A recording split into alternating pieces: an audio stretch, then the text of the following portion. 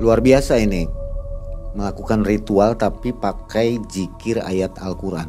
Iya. Pakai asma-asma Allah ya. Betul. Itu gimana ya maksudnya? Saya bilang begitu tuh sama teman itu sambil menangis ya, karena di situ rasa perjuangan saya gitu ya. Tuh gimana? Saya nggak enak sama kamu. Kamu sudah mengeluarkan uang besar untuk mahar, belum untuk transportasi, belum untuk makan kita selama di Keramat, belum uang yang keluar untuk sewa bulanan. Pokoknya udah banyak biaya yang keluar. Teman saya kasihan kan saya di situ timbul rasa bersalah gitu ya. Wah, ngobrol gitu kayak orang ngobrol tapi tidak jelas. Nah di situ saya yang tadinya patah semangat ya mendengar kedatangan gaib tersebut, tiba-tiba saya semangat kembali. Mungkin ini detik-detik akan datang Dewi Lanjar. Gagang pintu udah mulai kucrak. Kursi di depan saya udah ada yang geser kanan, geser ke kiri, ke depan saya, ke belakang. Meja udah bergetar aja meja juga. Bahkan lemari di belakang saya itu juga kan kita belum buka ya, bergetar. Kalau mau itu uang itu kamu harus pilih dua. Kamu memberikan anak kamu atau kamu seumur hidup kamu tidak boleh menyebut lafaz Allah. Pilih itu dua.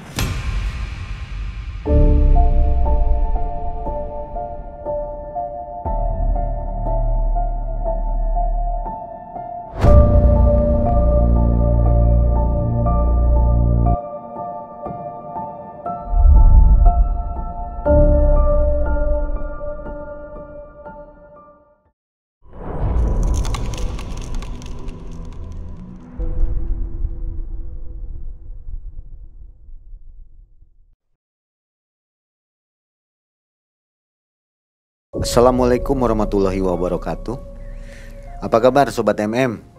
Semoga semua dalam keadaan sehat walafiat. Kami ucapkan banyak terima kasih atas supportnya kepada channel kami. Semoga Anda semua selalu dalam lindungan Allah dan dilimpahkan rezekinya. Amin. Pada malam hari ini saya Mang Ei dan tim kembali menghadirkan seorang bapak namanya Kang Adi.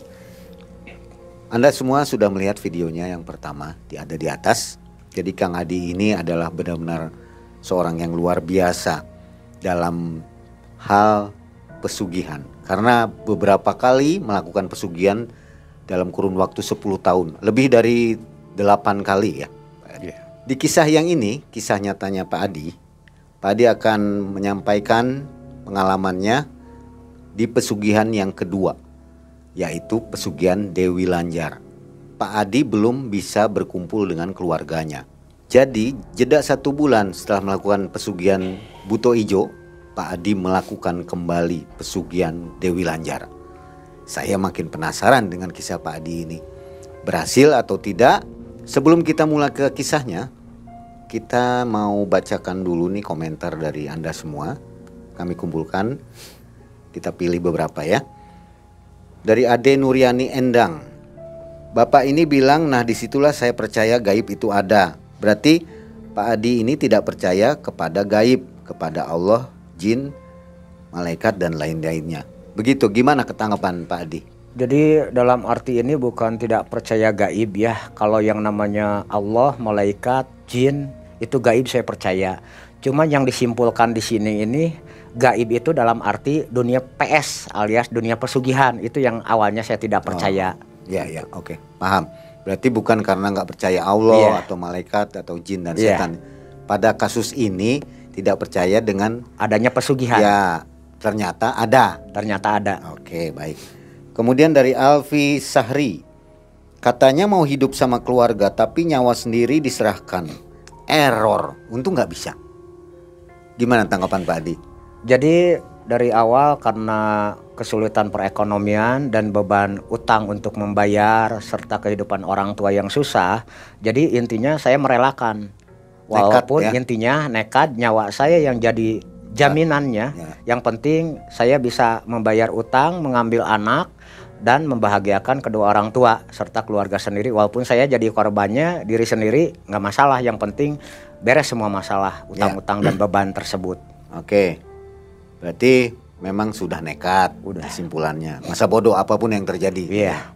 Kemudian dari Tanjila Tanju, Kerja yang mapan dulu baru nikah, jangan asal memburu nafsu, akhirnya diri sendiri kan susah. Udah miskin harta, miskin iman pula sampai cari pesugihan. Naujubillah. Gimana jawabnya? Jadi untuk masalah belum mapan saya nikah dikarenakan kan yang namanya urusan jodoh manusia yang tidak tahu, itu urusan Allah yang tahu. Jadi dalam posisi saya masih kerja, saya udah nikah itu dikarenakan didesak ya, apakah ada keseriusan atau tidak sama calon istri saya. Terus yang paling utama kan segala sesuatu masalah jodoh juga Allah yang mengatur, bukan manusia. Jadi karena didesak oleh istri, Iya, calon istri mendesak. didesak. Iya, Padahal calon mertua belum mengizinkan. belum mengizinkan. Oke, calon mertua ingin yang sudah mapan gitu Ingin ya. yang udah mapan. Dari ahli hisab, saya doakan semoga ada hamba Allah yang dermawan membantu melunasi hutangnya dan memberi pekerjaan yang manfaat untuk Pak Adi.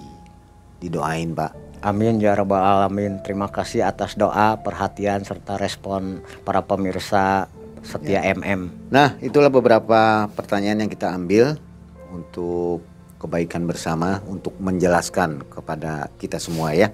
Pertanyaan-pertanyaan mewakili saja. Sobat MM, kisah-kisah nyata dari Pak Adi ini tentu saja untuk menjadi pelajaran kita semua.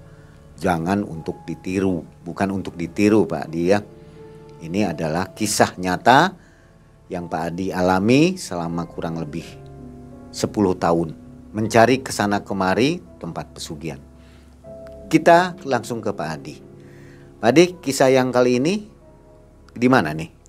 Ini kisah yang kedua yang akan saya bawakan ini yaitu PS Dewi Lanjar. Kalau dalam arti orang-orang pesugihan itu PS itu artinya pesugihan. Oh, ada singkatan-singkatannya? Ada. Apa aja tuh kode-kode untuk pesugihan? Kode-kode dunia PS begini ya, kalau pesugihan itu disebut PS. Ada kode-kodenya itu dengan JA. Kalau JA itu jual anak, JU jual umur, JK jual keluarga, sama tutup garbo, yaitu tutup garbo itu menutup rahim istri biar tidak punya keturunan selamanya. Tutup garbo. Tutup garbo. Oh, berarti ber-KB ya? Iya, jadi ditutup sama gaib sampai selamanya tidak akan punya anak. Jadi kalau mau punya anak diambil, punya anak diambil, itu tutup garbo. Tutup garbo. Ini menarik nih. Jadi orang yang nggak mau punya anak bisa gitu? Bisa. Jadi maksudnya punya anak dulu atau ditutup? Nggak bisa punya anak setelah melakukan ritual tersebut, ritual tutup garbo, selamanya tidak akan punya anak sampai pelaku tersebut meninggal. Oh, ringan berarti ya? Ya ringan, cuman ya berat juga. Ini kan urusannya dengan anak gitu. Tapi anak yang sebelumnya kan sudah lahir. Kalau yang sebelumnya sudah lahir, dalam arti maksud tutup garbo itu ketika ditutup tidak bakalan mempunyai anak selamanya, itu ketika sudah melakukan ritual tersebut. Iya, tapi banyak zaman sekarang orang hanya ingin punya anak 2. Masih ada beberapa karena masalah ritual tutup garbo tidak semua orang tahu. Oh, ya baru denger nih saya nih. Iya. Oke, baiklah. Kita langsung ke Pak Adi, dan sebelum nonton video ini silakan Anda nonton video yang sebelumnya nih di atas. Silakan Pak Adi, pesugihan Dewi Lanjar.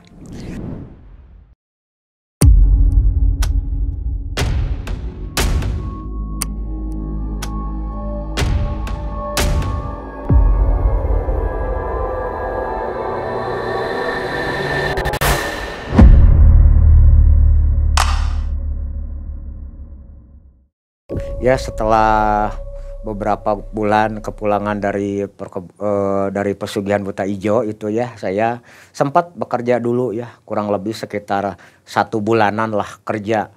Dalam arti saya kalau masalah kerja itu kerja apapun saya kerjakan, yang penting halal, sambil saya mengumpulkan uang biar sedikit-sedikitnya saya bisa membayar utang-utang kepada mertua gitu. Saya jalani kerja.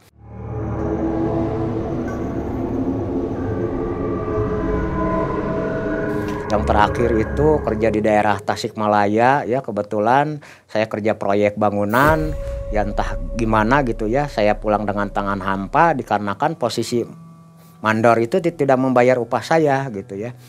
Tapi saya coba karena kontak terputus dengan mandor, akhirnya ya saya pulang kembali. Nah, setelah posisi saya pulang, ada lagi informasi nih kerja di Jakarta ya, di area Bundaran HI. Nah di Bundaran HI saya juga sama kerja proyek gitu. Nah kebetulan saya kerja di situ juga, ya entah kenapa tidak juga ya mendapatkan gaji, alias mandornya kabur kembali. Nah di tengah keterputusasaan saya kemudian berangkat ziarah lagi ya di daerah Sumedang itu. Saya ketemu sama orang-orang yang suka berziarah di situ lagi pada ngumpul. Ketika ada pembahasan masalah beberapa orang itu ya, salah satunya yang membahas ngobrolin masalah pesugihan, saya tertarik. Saya tanya, "Bah, pesugihan apa lagi nih?" Ya ini pesugihan Dewi Lanjar. Tapi syaratnya ini agak berat. Beratnya gimana, Bah? Ini JM. Apa, Bah? JM itu jual musuh. Jadi kalau kita jual musuh akan mendapatkan Pak uang. Ya, di daerah mana itu? Kebetulan dari beliau memberitahukan bahwa ada salah satu tempat pesugihan Dewi Lanjar ya, itu ada 2. Pertama di pantai ya Jawa Tengah, terus yang kedua di daerah. Nah, makanya berdasarkan dari informasi tersebut akhirnya saya bertanya lagi, "Bah, tapi tata cara ritual itunya di sana itu gimana?" gitu ya. Nah si Abah itu menceritakan tata cara ritualnya itu menyembelih kambing katanya. Karena posisi itu saya terbentur dalam masalah keuangan ya, saya berpikir dari mana saya mencari uang untuk menyiapkan syarat-syarat yang nanti akan diminta oleh juru kunci.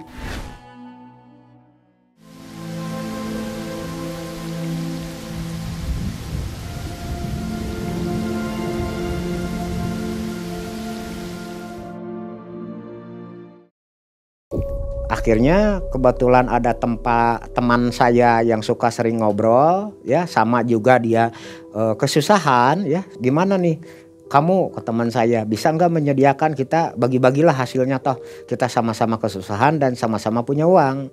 Nah akhirnya dari teman saya menyiapkan, saya siap kalau dengan catatan hasil bagi 2 gitu ya.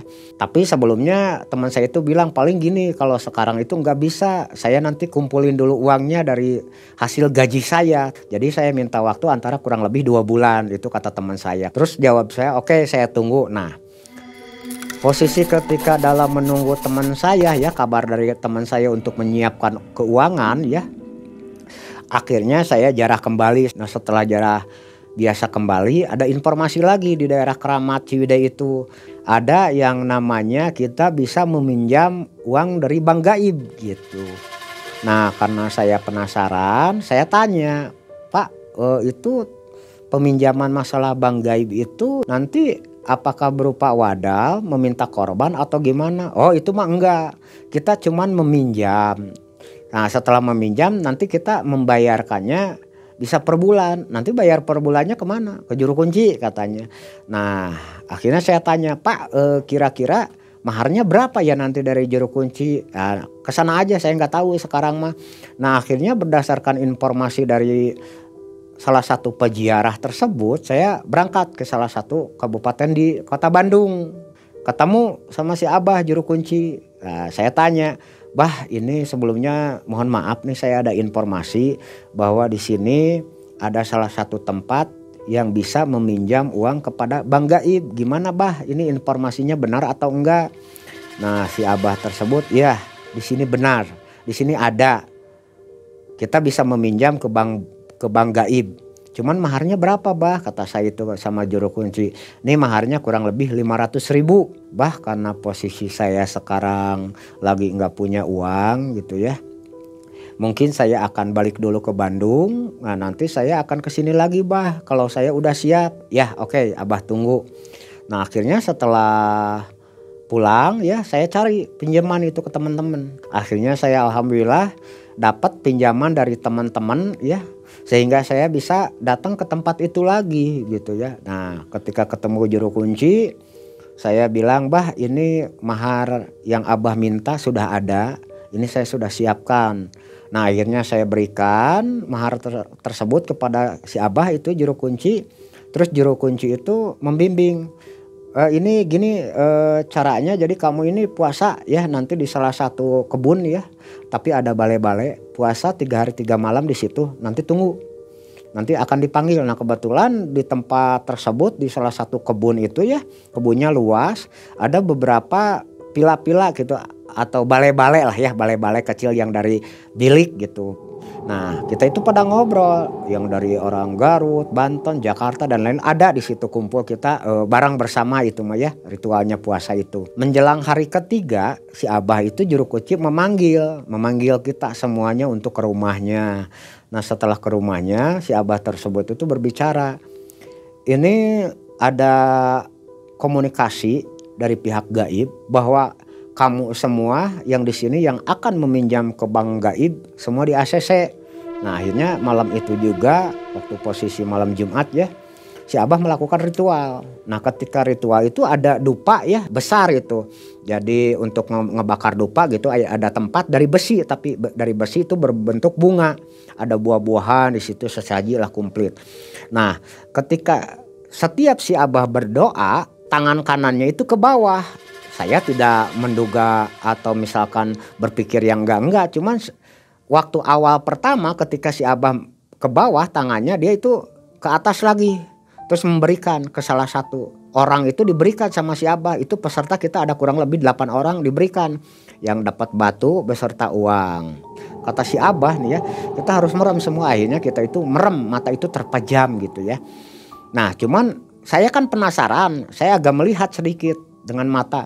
Kok saya perhatikan setiap si Abah ketika berdoa tangannya ke bawah, di situ muncul pula ya macam-macam barang gitu, entah itu keris, entah itu batu. Nah kebetulan pas giliran saya itu dapat fotokopian ya, fotokopian uang, itu bahasanya bahasa Cina lah.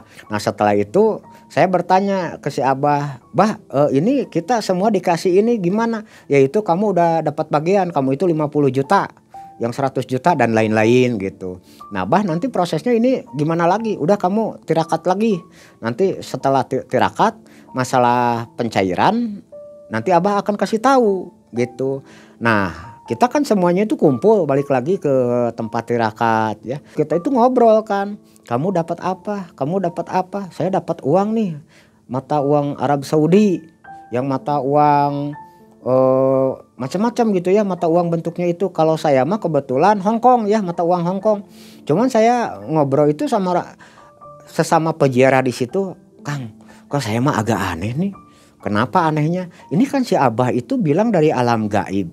Iya, tapi kok ini berbentuknya bisa fotokopian. Terus ada tanda tangan, kayak tanda tangan pensil gitu ya. Yang menurut saya dulu pengalaman turun ini masalah gaib, saya juga kan dulu itu pernah ya.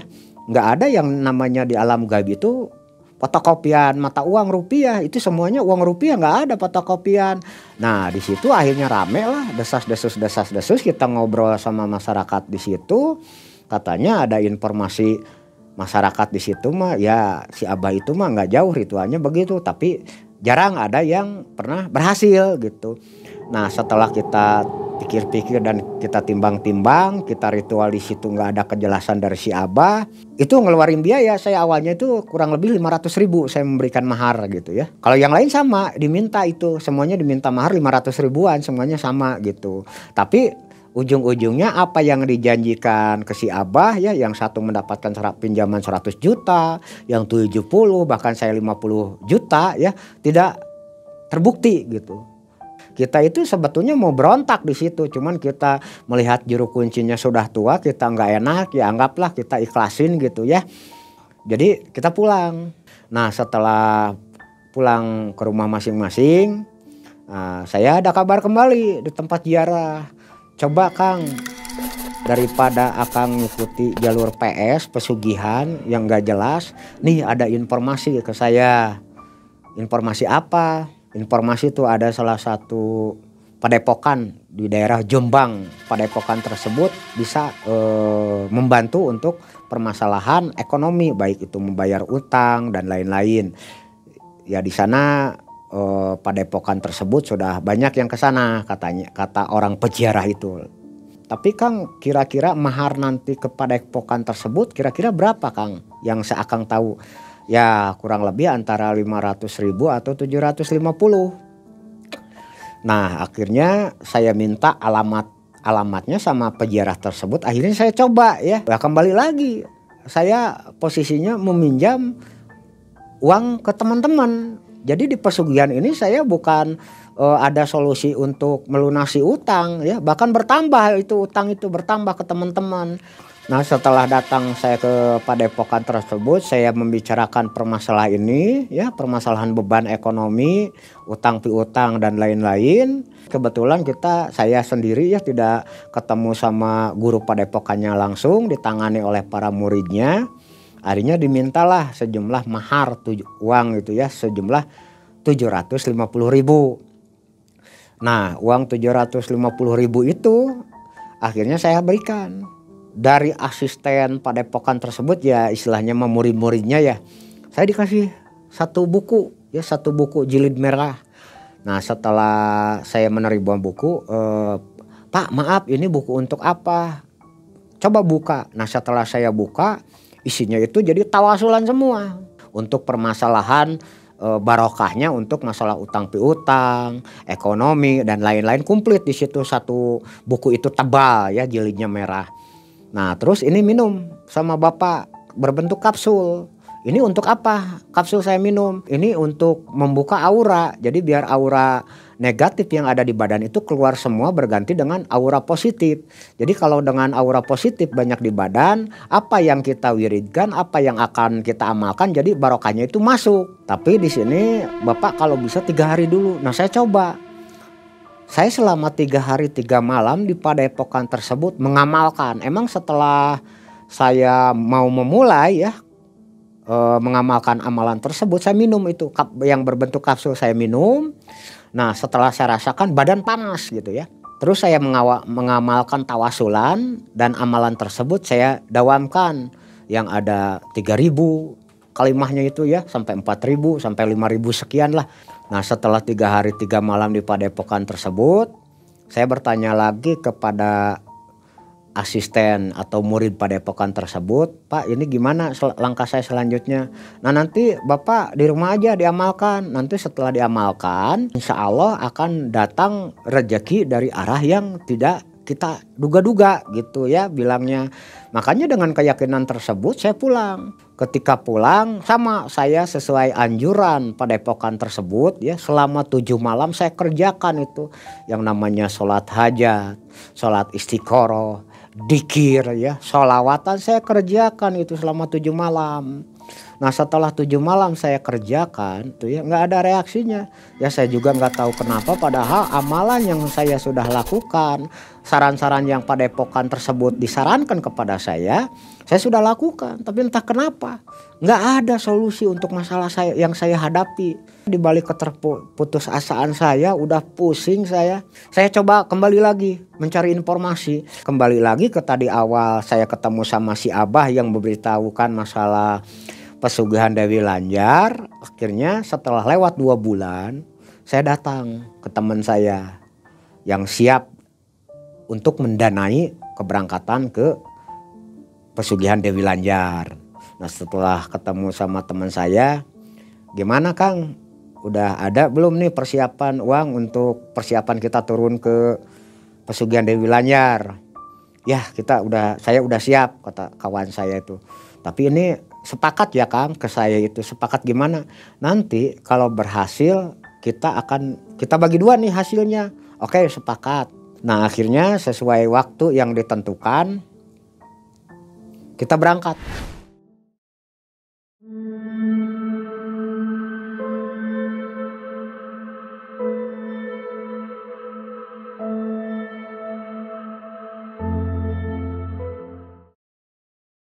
Nah berdasarkan waktu dulu informasi dari si Abah tersebut bahwa pesugihan Dewi Lanjar itu ada 2 tempat. Itu terserah mau tempat yang mana ya, kita majunya itu ada pantai, ada juga keramat sumur. Nah ceritanya ketika kita sudah siapkan persiapan kita berangkat. Nah setelah kita berangkat naik bis ya, itu kebetulan donatur yang pendana saya itu menyiapkan membawa uang itu untuk pembiayaan di sana dan ongkos-ongkos membawa uang kurang lebih sekitar 6 juta itu. Setelah sampai Petarukan ya kita berhenti. Kebetulan di daerah pasar Petarukan itu kan banyak ojek ya. Saya tanya, Pak tolong diantar nih ke juru kunci Keramat Sumur. Akhirnya kita berdua naik ojek nih. Kita nyampe lah di rumah juru kunci tersebut. Nah ketika saya uluk salam, Assalamualaikum, Waalaikumsalam. Kebetulan ada juru kuncinya, saya bertanya ke juru kunci, Pak ini kebetulan saya ada informasi nih.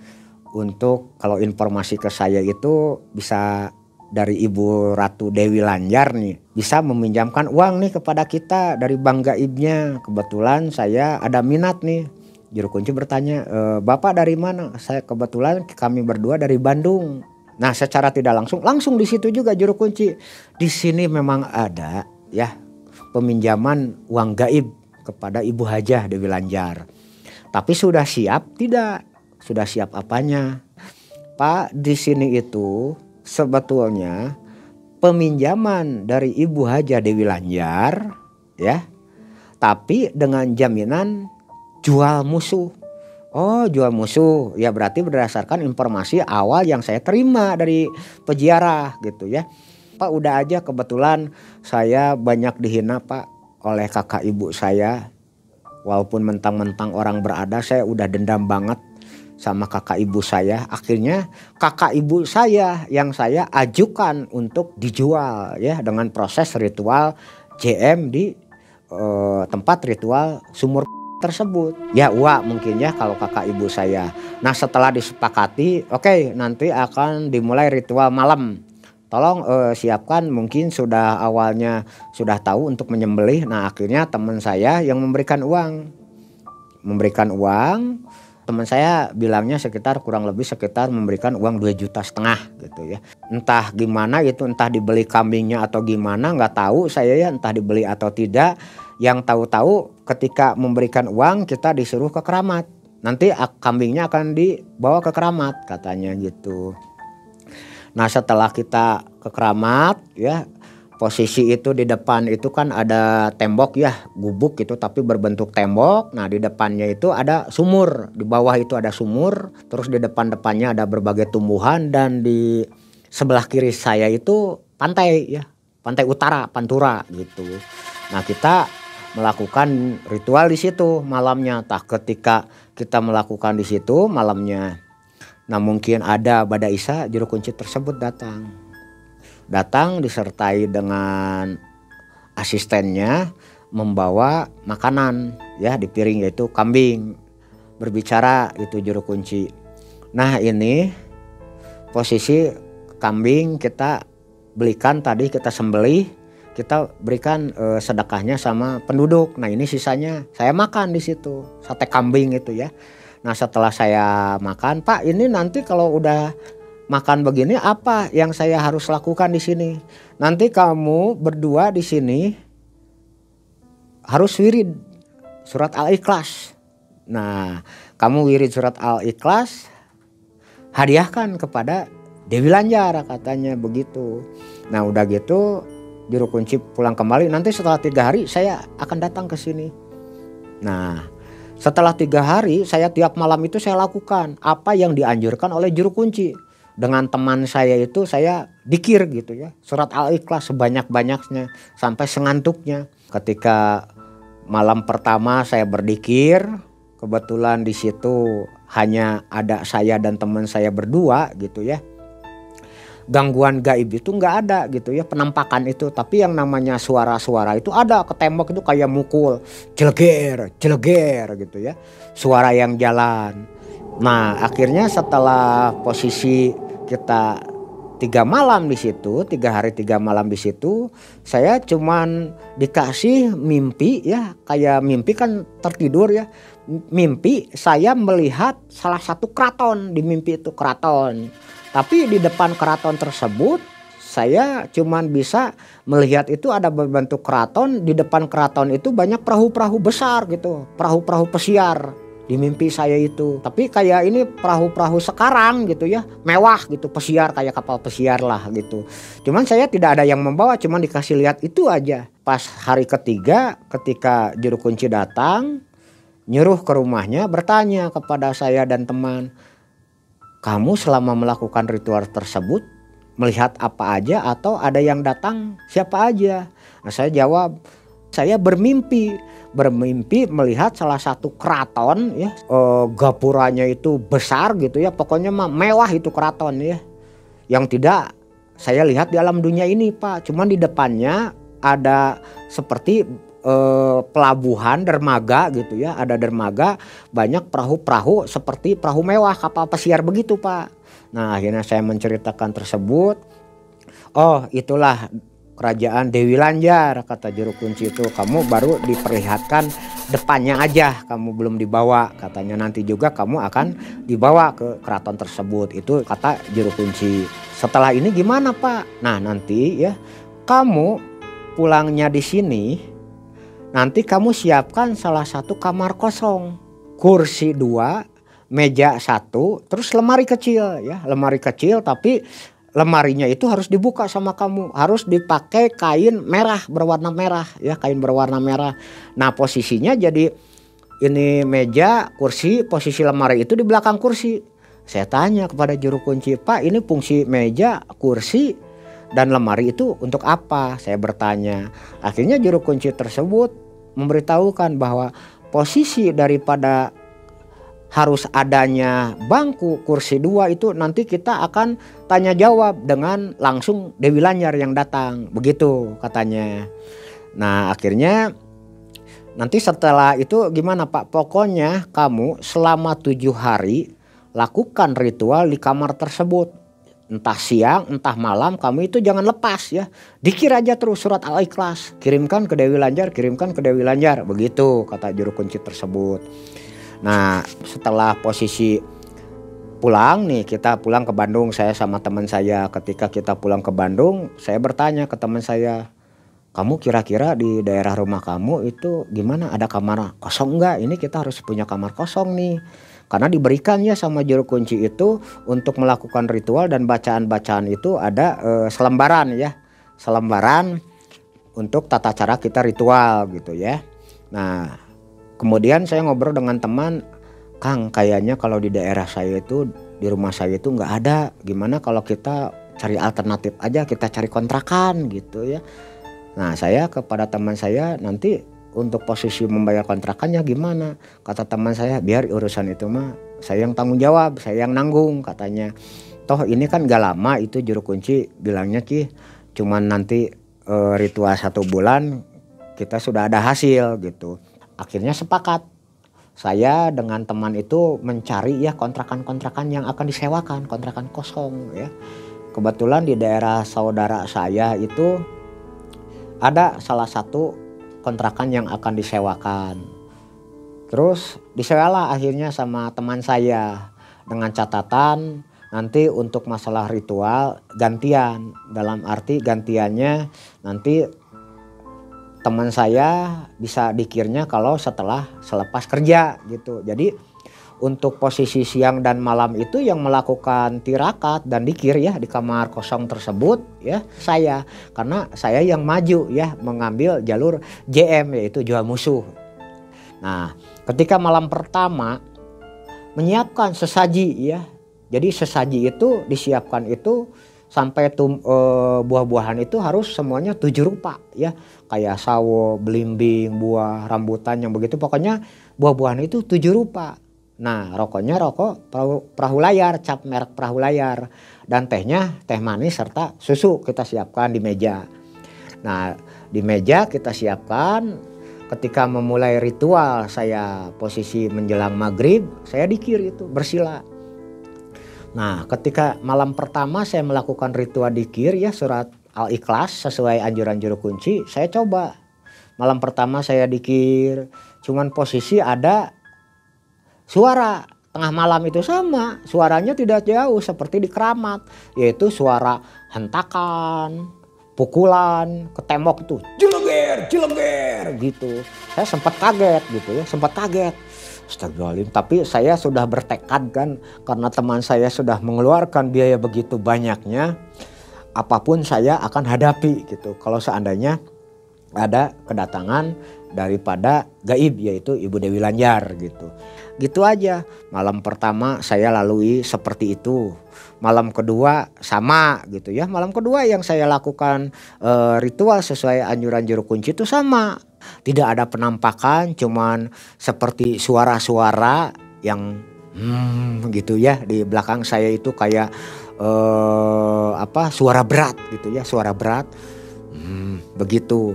Terus kayak ada usapan ya ke bahu, terus ke rambut ada usapan gitu ya. Saya diam aja gitu karena saya sudah bulatkan tekad saya itu, saya diam aja. Jadi gangguan dari gaib itu cuman berbentuk suara gitu ya di area lingkungan kamar tersebut. Menjelang tengah malam itu juga datangnya, karena kebetulan saya melakukan ritual itu setelah sudah bada isya ya. Jadi sesuai saran dari kunci, ketika ritual kalau kita dikir ya udah ngantuk tidur bangun, kalau terbangun kita dikir lagi di situ. Jadi siang malam harus di situ, kecuali kalau kita misalkan mau ke air gitu ya, mau ke air atau mau makan, kita bisa keluar dulu. Nah nanti bisa setelah selesai makan kita masuk lagi ke kamar. Nah itu selama 7 hari 7 malam itu ya kita melakukan aktivitas di situ juga. Kadang saya berdikir tidak sendiri, ditemenin sama teman saya itu yang satu orang ya, yang dia pendana, itu bagian pendana. Kita berdua dikir sama. Nah ketika kita berdikir sama, malam ke-1, malam ke-2, malam ke-3, ke-4, ke-5, ke-6, ke-7, itu daripada gangguan gaibnya itu seperti itu. Tidak ada yang namanya penampakan, tidak ada, itu yang saya alami gitu. Nah saya tunggu juga kehadiran Ibu Dewi Lanjar itu tidak ada, tidak datang. Cuman mimpinya ngelihat keraton, melihat keraton aja gitu ya, keraton mewah gitu. Kerajaan berbentuk kerajaan gitu. Cuman melihat itu aja, tapi dibawa ke dalam itu tidak gitu ya, cuman melihat di luar aja. Cuman itu. Jadi tidak ada yang namanya penampakan.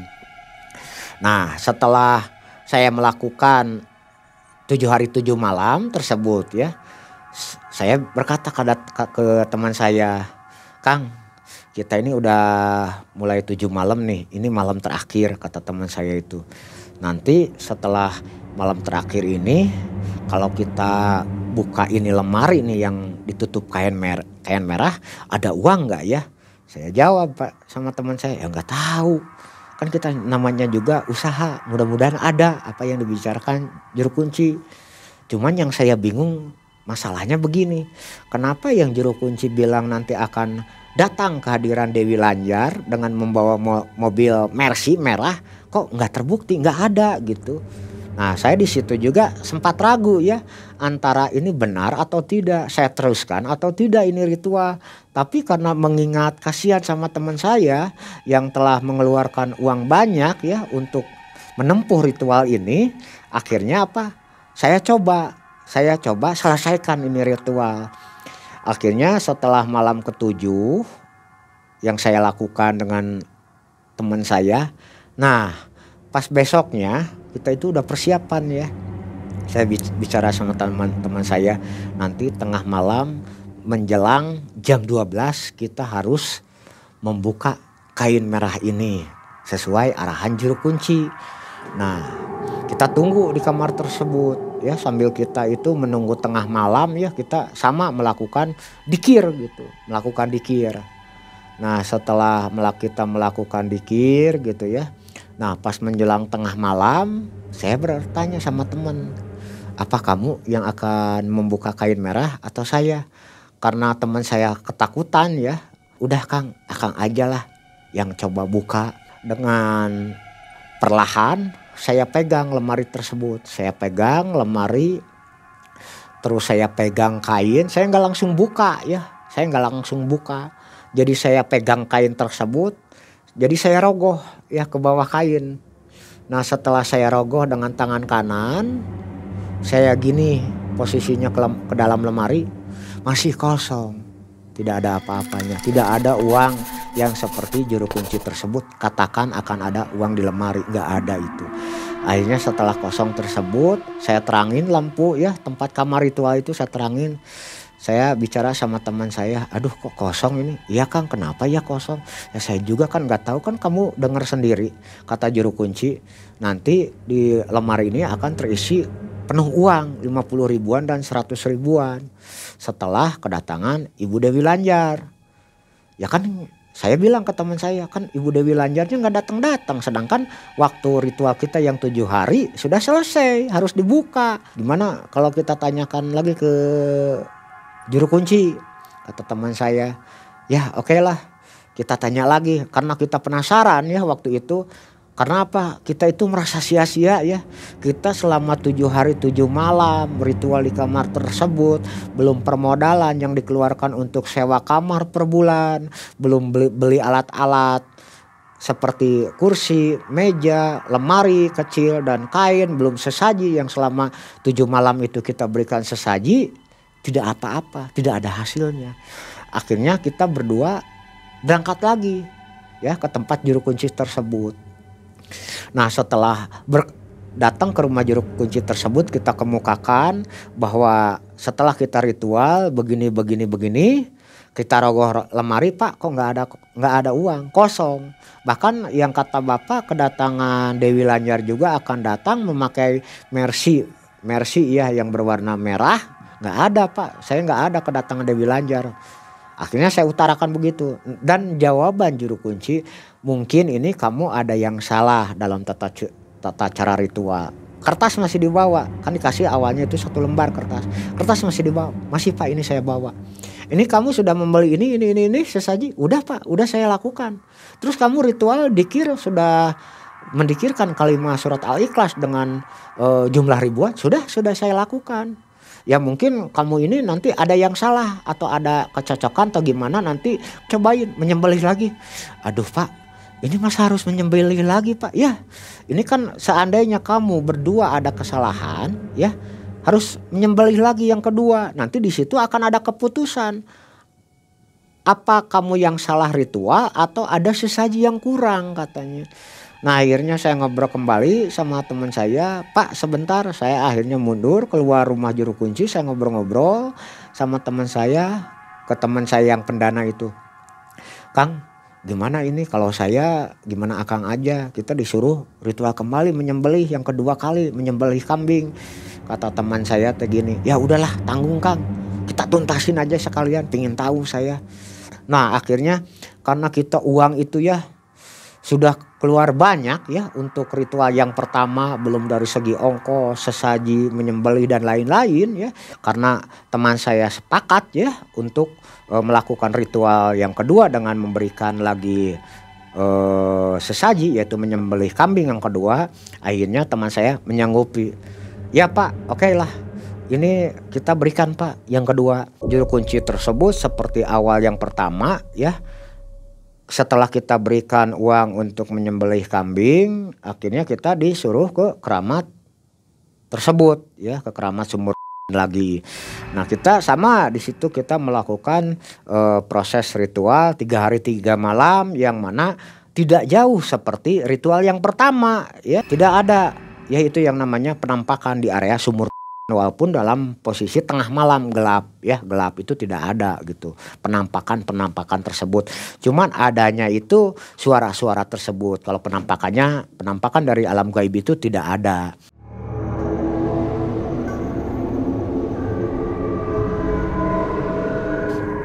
Nah setelah kita posisinya melakukan ritual tersebut selama 3 hari 3 malam di situ ya, itu ritual yang kedua menyembelih kambing.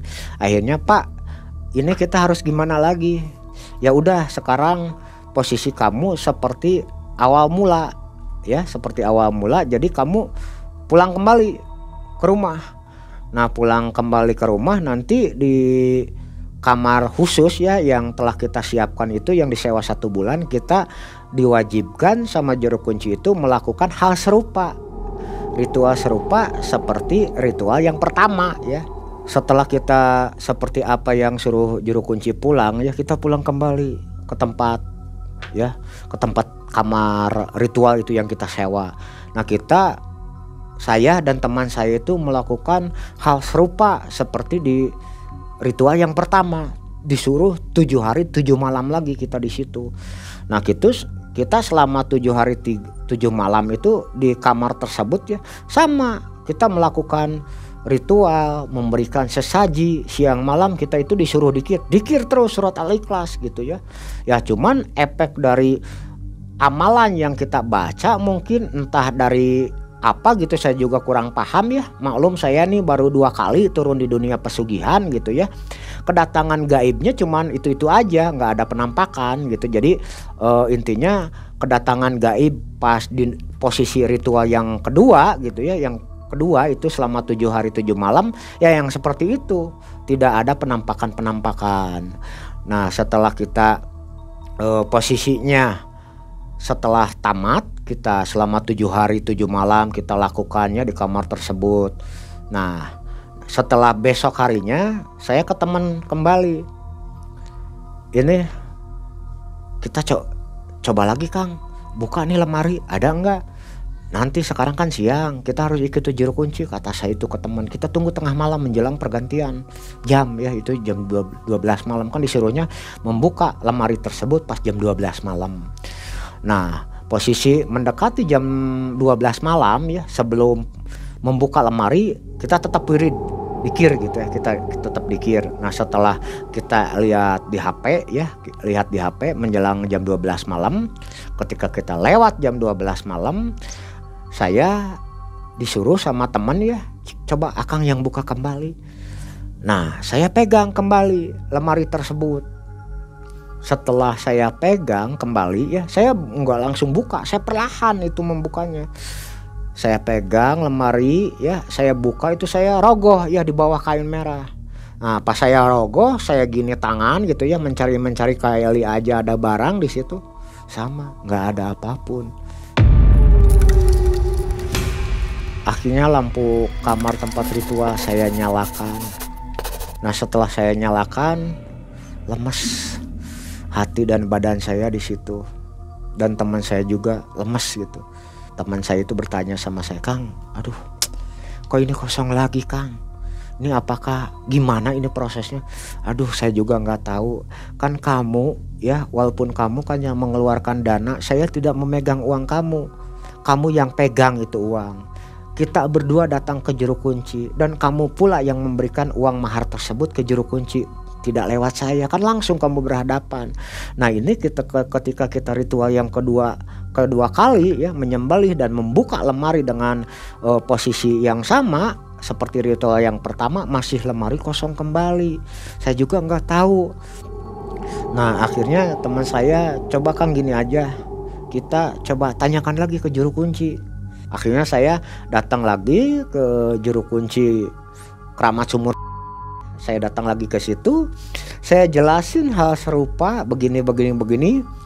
Terus juru kunci itu bertanya, nah ketika kamu sebelum melakukan dikir, kamu sudah meminta? Ya saya sudah meminta apa yang Bapak sarankan. Saya sebutin ke Ibu Dewi Lanjar bahwa meminta ya istilahnya mah meminjam uang dengan jaminan musuh, yaitu kakak ibu saya. Ini apalagi Pak, teman saya kasihan sudah mengeluarkan dana yang begitu besar, belum capek waktu kita siang malam ritual di tempat tersebut, belum di sini 3 hari 3 malam 2 kali ritual Pak, sudah banyak terbuang waktu kita Pak.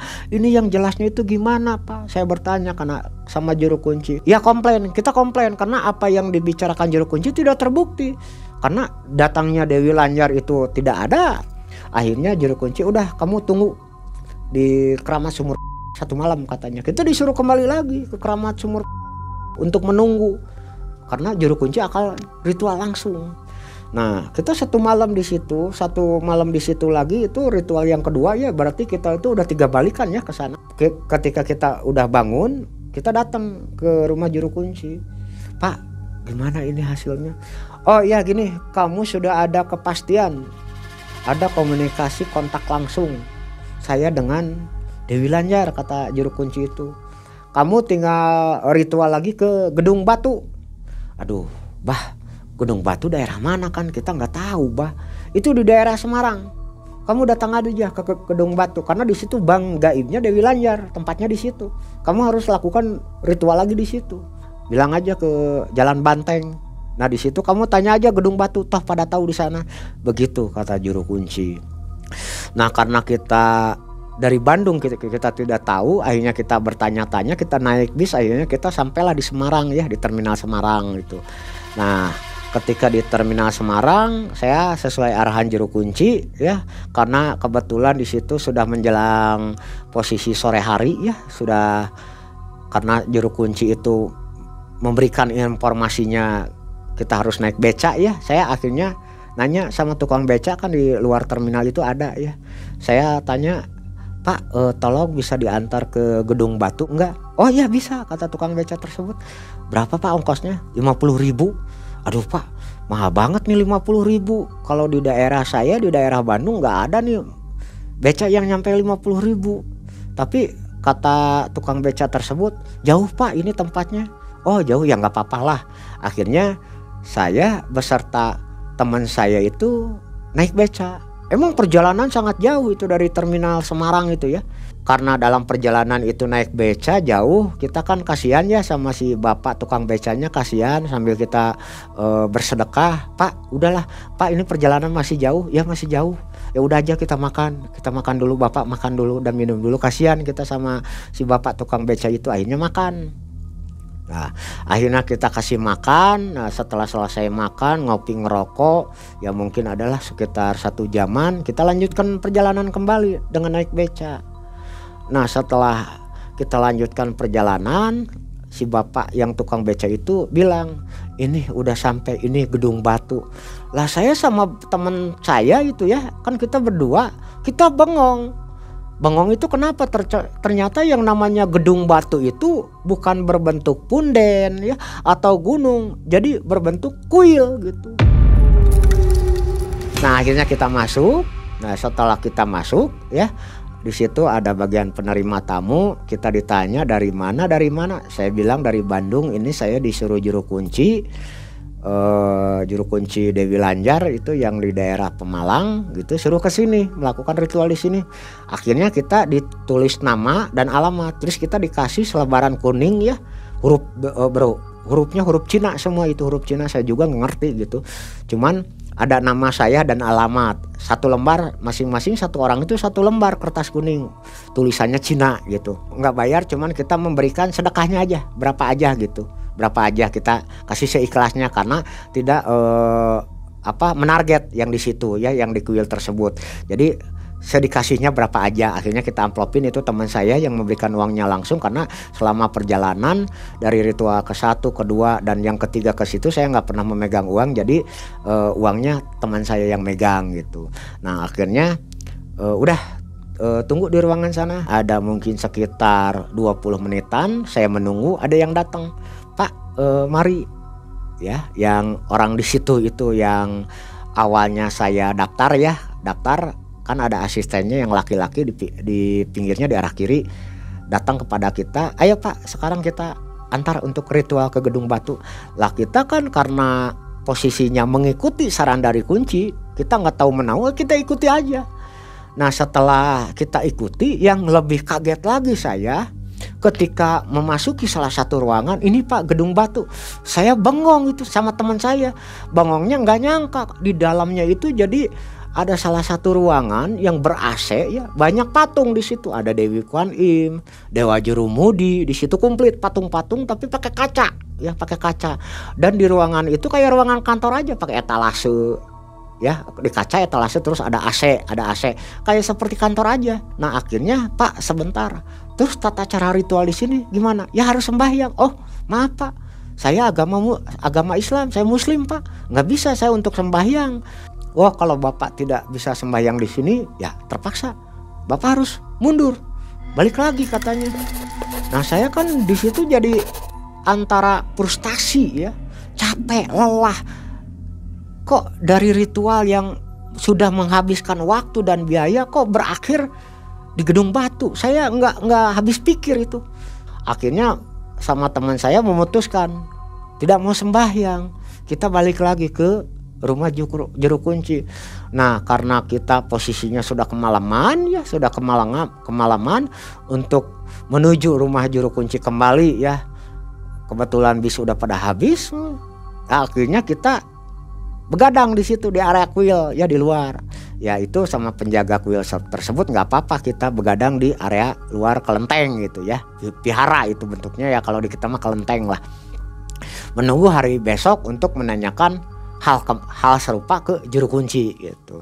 Nah, ketika besok harinya saya datang lagi dengan teman saya. Pak, ke rumah juru kunci tersebut, apa yang Bapak sarankan dari awal ritual pertama, kedua, terus kedatangan kita yang ketiga kali ke sini sampai kita menuju ke Gedung Batu, Bapak tahu nggak Gedung Batu itu apa? Juru kunci bertanya, iya itu banknya Dewi Lanjar. Bapak pernah nggak ke Gedung Batu? Kata saya itu ke juru kunci. Saya belum pernah, cuman yang saya tahu di situ banknya. Saya bilang, Pak tahu nggak? Itu Gedung Batu itu kuil, Pak. Kelenteng kalau di kita itu. Banyak di situ patung-patung, Pak. Saya dan teman saya disuruh nyembah di situ kepada patung-patung. Ya saya menolak, Pak, sama teman saya. Karena kan awalnya juga tujuan saya meminjam uang ya kepada Ibu Dewi Lanjar dengan jaminan jual musuh JM, kata saya teh. Kok akhirnya berujung ke kelenteng disuruh menyembah kepada dewa-dewa. Dewa-dewi di situ banyak, Pak, patung-patung. Akhirnya kita menolak. Nah, karena di situ ada perdebatan dengan juru kunci, akhirnya juru kunci itu, udahlah, kamu berdua pulang. Nanti Bapak akan ritualkan lagi di sini. Merah putihnya nanti kamu akan tahu, kata juru kunci. Ya akhirnya dengan teman saya langsung berkata, teman saya, ya udah aja Kang, ginilah percuma kita debat dengan juru kunci juga, kita nggak akan menang. Udahlah kita kalah, kita mengalah aja, kita pulang aja, kata teman saya itu. Saya berbicara, udah kamu keluar dulu, ayo kita keluar. Saya akhirnya keluar ke luar rumah juru kunci. Pas sebentar, kata saya mau ngobrol sama teman saya. Tuh gimana? Saya nggak enak sama kamu sudah mengeluarin uang besar untuk mahar, belum untuk transportasi, belum untuk makan kita selama di keramat, belum uang yang keluar untuk sewa bulanan. Pokoknya udah banyak biaya yang keluar. Teman saya kasihan kan, saya di situ timbul rasa bersalah gitu ya. Rasa bersalah itu jadi akibat saya mengajak teman saya, apa yang dicita-citakan tidak berhasil, malah uang habis gitu. Teman saya mengikhlaskan, udah Kang gini aja, toh awalnya juga sama lah. Saya bilang begitu tuh sama teman itu sambil menangis ya, karena di situ rasa perjuangan saya gitu ya, rasa perjuangan saya. Terus saya meminta bantuan teman-teman ya yang ritual untuk menyediakan dana sudah tersedia, tapi akhir dari perjalanan ritual tersebut tidak seperti apa yang diinginkan, gagal gitu. Nah akhirnya karena di tempat ritual tersebut ya kita masih ada waktu, posisi mungkin kurang lebih 4 hari ya, 4 hari di situ.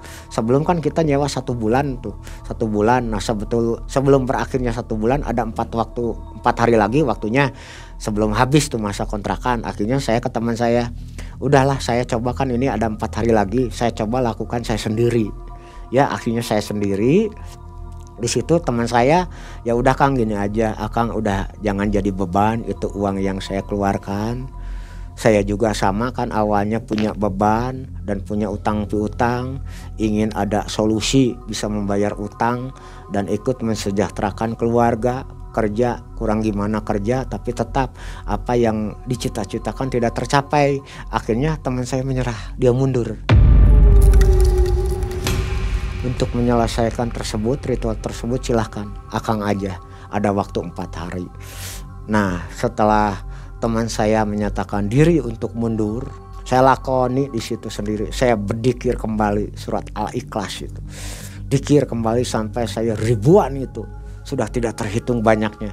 Sampai ngantuk tidur di situ, bangun dikir kembali gitu. Kerjaan saya selama 4 hari 4 malam dengan harapan ya ada datang itu Ibu Dewi Lanjar. Coba kalau sendiri datang enggak gitu.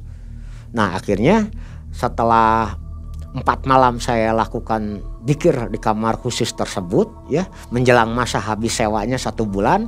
Ketika saya lakukan dzikir, pas posisi di hari ketiga, tiba-tiba di ruangan saya tempat dzikir itu bergemuruh angin gede banget, angin gitu, pokoknya gede banget. Padahal di satu ruangan itu nggak ada kaca, itu nggak ada kaca. Jadi ada kaca juga sengaja ditutup rapat. Jadi kalau kaca itu kan ada ini, kaca itu ada jendelanya ya, ditutup rapat, nggak mungkin ada angin masuk gitu. Udah ditutup rapat terus pakai hordeng gitu ya, pakai kain gitu, kain gorden gitu ya, ditutup. Nah begitu bergemuruh angin itu kayak banyak suara di situ, rame yang ngobrol gitu, yang ngobrol tapi nggak jelas gitu suaranya itu. Jadi kata-katanya itu nggak jelas tapi rame yang ngobrol arah kanan saya itu.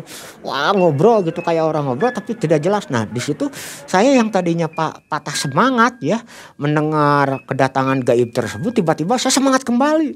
Mungkin ini detik-detik akan datang Dewi Lanjar. Ya, nah saya begitu langsung, yang tadinya posisi saya berdikir sudah putus asa, sudah tidak semangat lagi. Saya posisi menyender, begitu banyak suara kan saya jadi tegak kembali dengan harapan Ibu Dewi Lanjar akan datang. Mata terbuka melihat ada suara atau arah manapun itu kedatangan suara saya liatin. Gagang pintu udah mulai kucrak. Kursi di depan saya udah ada yang geser kanan, geser ke kiri, ke depan saya, ke belakang. Meja udah bergetar aja meja juga. Bahkan lemari di belakang saya itu juga kan kita belum buka ya, bergetar semuanya. Nah saya merasakan sensasi kedatangan gaib itu, wah ini kencang banget nih. Ternyata setelah gagang pintu ke bawah ke atas, ke bawah ke atas, diam lagi. Nggak ada apa-apa yang terjadi. Suara angin yang tadinya bergemuruh nggak ada. Akhirnya karena lelah, capek dan ngantuk, akhirnya saya tidur. Gila, capek banget aku ritual ini. Berzikir berhari-hari, hasilnya kayak gini. Mata udah berat, ditambah perut juga lapar. Lama-lama bisa gila ini. Kalau dilanjutin, mending saya tidur dulu. Nah setelah tidur saya antara sadar dan tidak sadar ada sesosok makhluk tinggi besar. Ada sosok makhluk tinggi besar ya, rambutnya panjang, gimbal gitu ya, panjang, mata merah, bawa tangan kanan saya itu dibawa, sini kamu, saya dibawa terbang. Nah pas saya dibawa terbang, tahu prosesnya itu seperti apa, saya tahu-tahu sudah berada di satu ruangan. Nah di satu ruangan itu diliatin, tuh kamu mau itu. Nah di situ yang saya lihat itu uang itu nyusun banyak rapi, uang itu rapi gitu, tersusun itu banyak banget itu uang. Yang namanya uang batangan emas yang dari mulai batangan yang kayak korek api ya, sebesar korek api, terus seperti emas-emas dari perahu kecil gitu, bentuk perahu kecil gitu ya, emas-emas itu banyak. Saya itu antara mimpi dan tidak ya, saya bicara ya saya mau itu. Akhirnya yang sosok tersebut yang bawa saya itu yang tinggi besar ngomong sama saya, kalau mau itu kamu silahkan pilih 2. Saya kan di situ langsung pilih 2 apa maksudnya? Pilih 2 kamu. Kalau mau itu uang itu kamu harus pilih 2. Kamu memberikan anak kamu atau kamu seumur hidup kamu tidak boleh menyebut lafaz Allah. Pilih itu 2.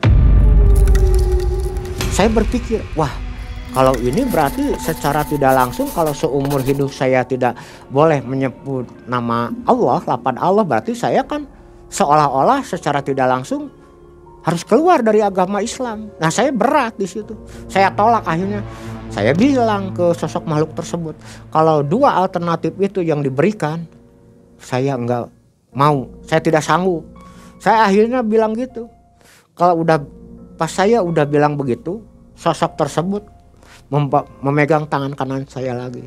Akhirnya saya dibawa kembali. Udah, kalau kamu tidak mau, tidak mau memberikan pilihan, kamu berarti gagal. Saya dibawa kembali terbang oleh sosok makhluk tersebut.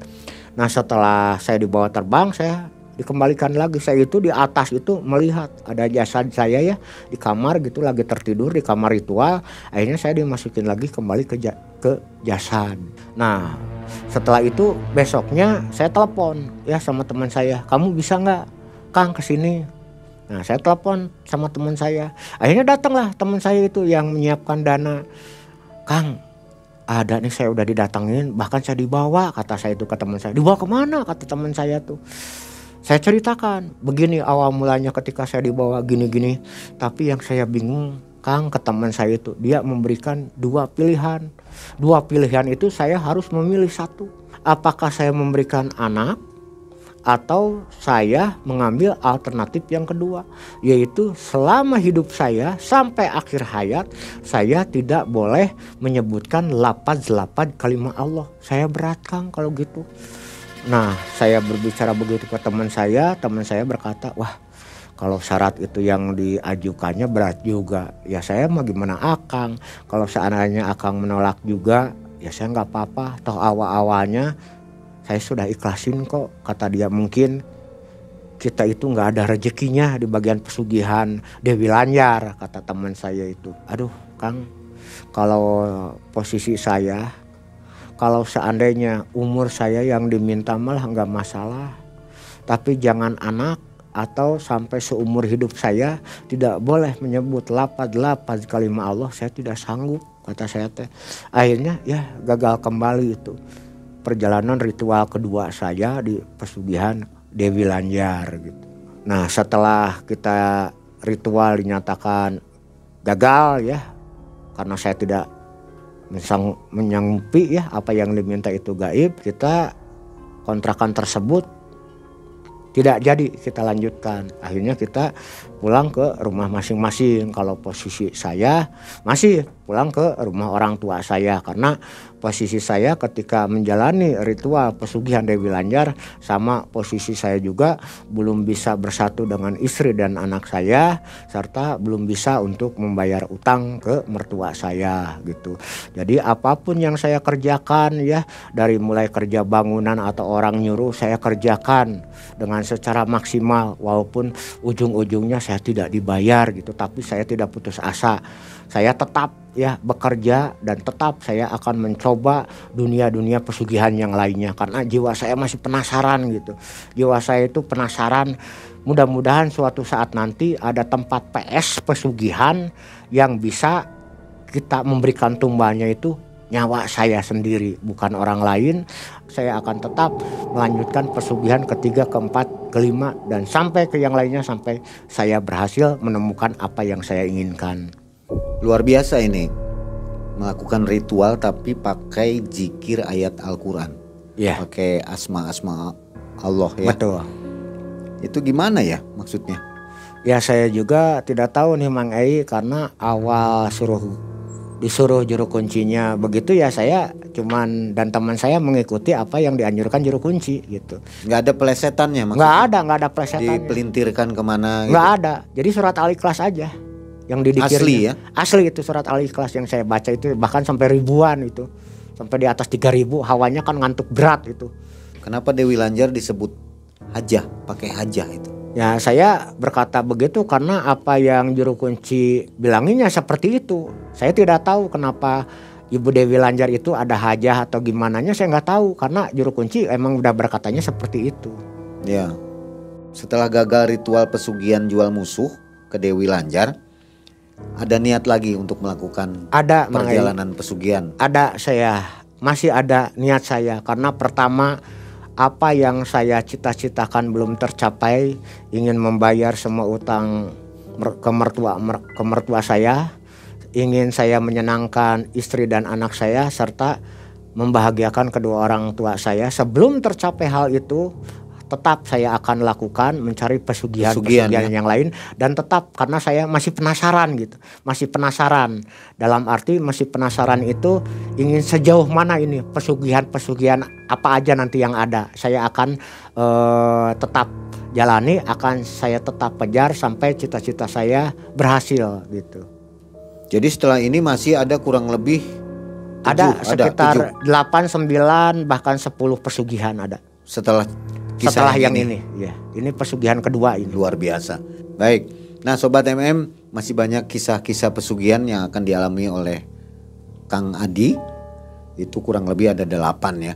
8, Jadi 9, kurang lebih lah, sekitar kurang lebih 10-an lah. simak terus video dari MM yang akan menampilkan Kang Adi sampai pesugihan berakhir nanti. Apa berhasil atau tidak saya juga tidak tahu, silahkan ikuti kisahnya. Silahkan berkomentar di bawah bila Anda kurang puas dengan kisah dari Kang Adi. Nanti insya Allah akan coba kita bantu jawab ya. Begitu saja, sampai jumpa video selanjutnya. Saya Mang Ei. Assalamualaikum warahmatullahi wabarakatuh. Waalaikumsalam warahmatullahi wabarakatuh.